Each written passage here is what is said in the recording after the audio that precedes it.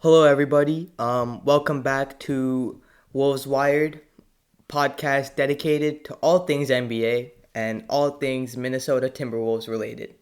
I'm your host, Chetan Kohli, and today we're gonna break down the Timberwolves' impressive Game 2 victory over the defending champions, the Denver Nuggets, along with some pretty controversial things that took place during the game, which I'm pretty excited to talk about.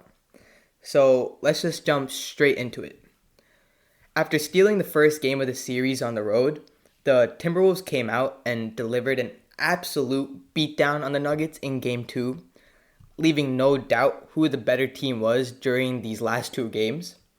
The final score of the game was 106 to 80, but that doesn't even fully capture how lopsided the game was from the first quarter to the fourth quarter, as the Wolves led by as many as 32 points. Let me say that one more time for you guys. The Wolves, in a away playoff series against the defending NBA champions who have a two-time MVP and a potential three-time MVP, came out victorious, won by 26 points, and led by as many as 32 points. Just absolutely amazing. The star of the show once again was the man, Anthony Edwards, the future face of the NBA and one of the brightest superstars that the NBA has seen in a while. He followed up his 43-point performance in Game 1 with another spectacular 27 points in Game 2. Edwards has just simply been playing out of his goddamn mind right now during these past 6 games of the playoffs.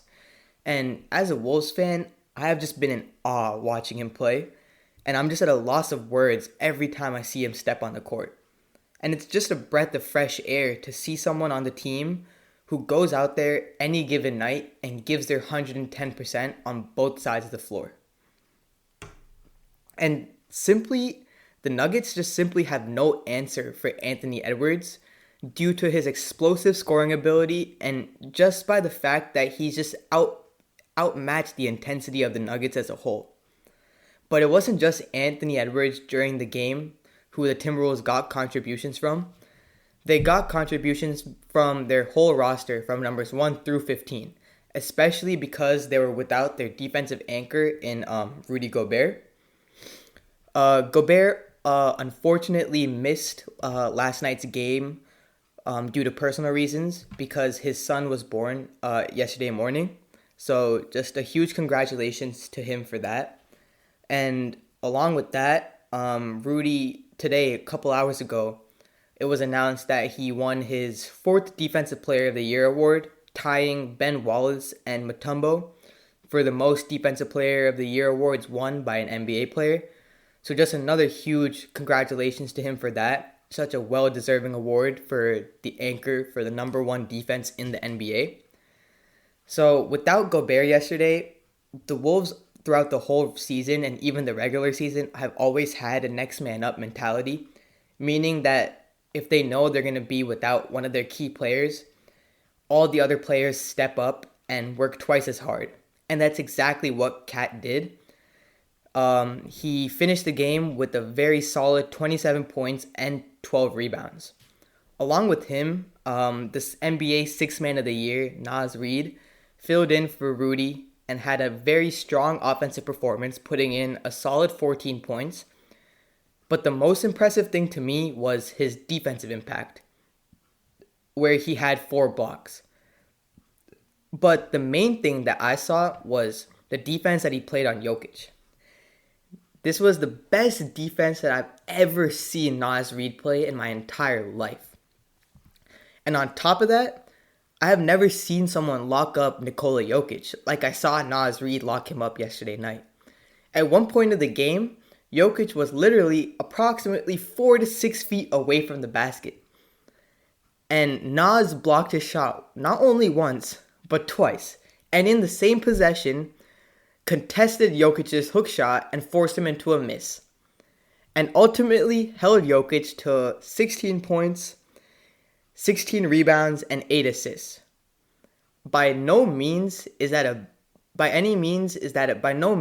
bad night for anyone, But if you compare that to what Jokic normally does on any other given night, it's a pretty horrific night for him. And on top of that, Jokic only went 5 for 13 from the field. And that's not super terrible, but the fact that he only took 13 shots shows that he wasn't really involved in the flow of the offense. And he wasn't really able to get anything going offensively throughout the whole night.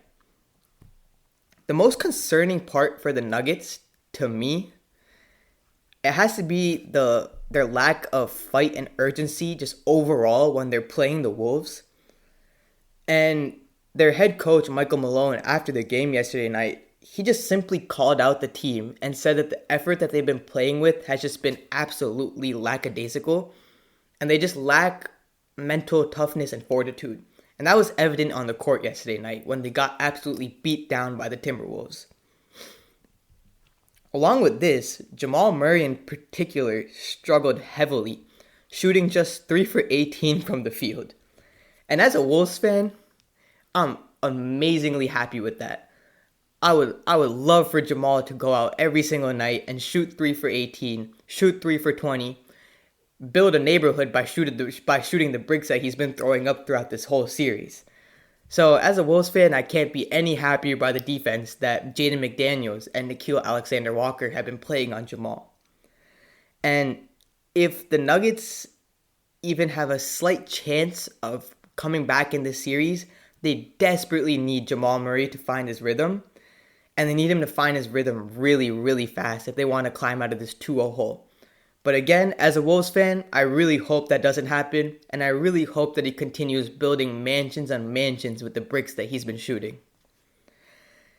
And not only does Jamal have to shoot a lot better than 3 for 18, he has to do that while the series shifts back to Minnesota, where the Timberwolves will look to take a stranglehold on the series in front of a very, very hungry Wolves home crowd at Target Center. The Nuggets are now faced with the really daunting task of needing to win 4 of their next 5 games, and 3 of those games are going to be on the road. And not only is winning a playoff game on the road very hard, winning a playoff game on the road against a hostile fan base like Minnesota is 10 times harder. So we'll see if the Nuggets can regroup and even attempt to make this a series, or if the Wolves will just continue to dominate like they absolutely have been doing throughout the postseason. The main reason I wanted to come on here and do an episode was to talk about the concerning incident involving Jamal Murray while he was on the bench. So with the Nuggets struggling throughout the whole game yesterday, you could kind of tell that Murray was frustrated from start to finish. He wasn't given any room on the offensive side of the ball. He was hounded from 94. He was picked up 94 feet by Jaden McDaniels and Nickeil Alexander-Walker. So he was basically unable to do anything throughout the whole game. And that frustration led him to throw a heating pack onto the court during live play. Let me say that one more time for you guys. An NBA player who was sitting on the bench threw an object onto the court while there were other players playing. Keep in mind, it wasn't only the other team playing, there were also players on his team playing too. So obviously, the officials didn't witness the incident and no technical foul was given because they didn't really see it happen in real time. But this act was probably one of the most reckless things I've seen an NBA player do, especially because it was all within his control. What he did could have easily led to a player slipping and getting hurt. And this actually sparked a really big debate about potential disciplinary actions for Jamal Murray.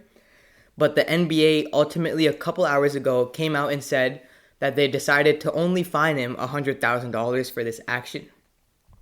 In my opinion, I don't think the NBA handled this situation well, because I just want to give a couple comparisons of fines and why players get fined in the NBA.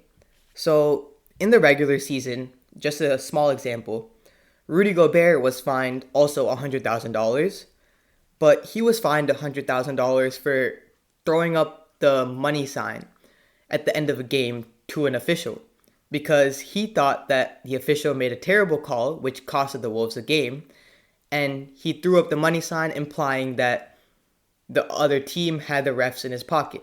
And just for doing something like that, he was given a $100,000 fine. But Jamal Murray is given the same fine for doing something that puts players in the NBA in harm's way, in physical harm's way, where there was a very serious risk and potential of someone getting hurt when that heat pack was thrown onto the court. Draymond Green, who is a veteran NBA star, acknowledged the dangerous nature of Jamal's actions, and he stated that if somebody steps on that, it's going to leave a wet spot, and that can really hurt somebody.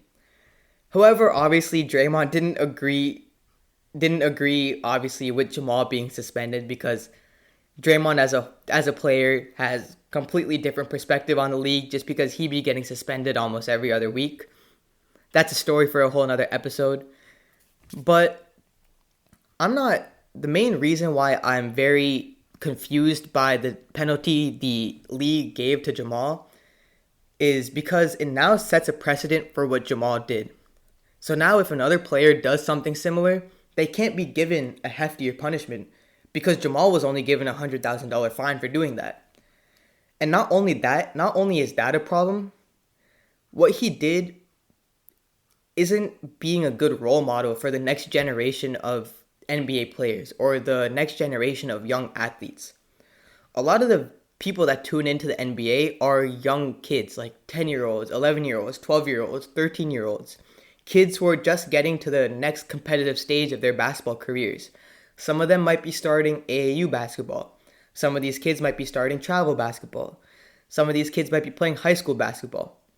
So when they tune into a live NBA game, especially a game of such a high stature like an NBA playoff game, when they tune into a game like that and see such a well-known player like Jamal Murray do something like he did, it shows these kids that doing that is okay, and taking their frustrations on the game out like that is fine. But ultimately, that's not what the NBA wants to portray to their fan base. As an NBA player, you should hold yourself to a higher standard because you're playing a game at the biggest stage in the world, and there's millions and millions of people watching what you do. So, knowing how to deal with your emotions is something really important as an NBA player. And while Jamal Murray has generally been regarded as a class act throughout his career, what he did during Game 2 of this series was absolutely unacceptable in my opinion, and should be unacceptable in the NBA's opinion. I personally, as a fan of the game, and just a fan of the sport itself, think that he deserves at least a 1-game suspension, if not maybe a 2-game suspension, just to teach him a lesson and just to teach anyone else a lesson that doing what he did is not the correct way to take out your emotions during a game. And another thing I want to say is that as a professional sports player, your true character or the way you approach the game, it isn't seen when you're winning. It's seen when you deal with adversity. And this is the first time in the past 2 or 3 years where the Nuggets have dealt with adversity like this, where they've been down 2-0 in a series. They've been so accustomed to winning the last 2 years, where we haven't seen the side of the players like this. And right when Jamal is faced with adversity, where he's losing, this is his way of showing people, this is how I take my emotions out. And it's not the right thing for him to do. Especially because as a role model in the world and the role model in the NBA, he should be holding the younger generation of basketball players to a much higher standard. So ultimately, I personally very much disagree with how the NBA dealt with this situation, and I really hope in the future that if something else happens like this, that they take it into stronger consideration and take maybe suspending the player into a lot stronger consideration. But overall, just talking about what happened, especially with the Jamal Murray incident, was one of the main reasons why I just wanted to quickly jump on here and talk about that today. So that's basically all the time we have for today's episode. Stay tuned for the next episode of Wolves Wired for the latest updates as the rest of the NBA playoffs continue. Once again, I'm your host, Chetan Kohli. And remember, Wolves back, baby.